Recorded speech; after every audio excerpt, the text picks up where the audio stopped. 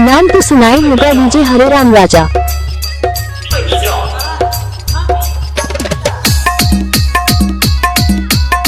का किसी का भी हो धमाका डीजे हरेराम राजा का ही होगा।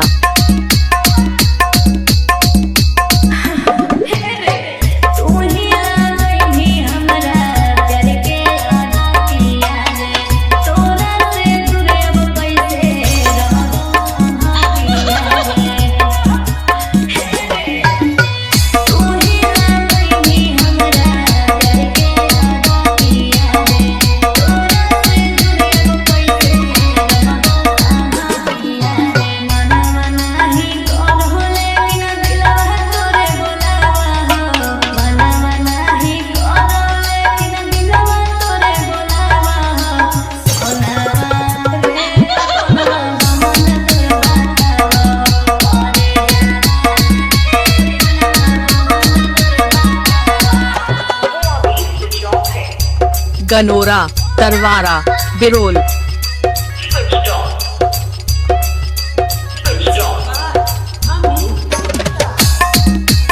डीजे हरेराम राजा, डीजे हरेराम राजा, डीजे हरेराम राजा।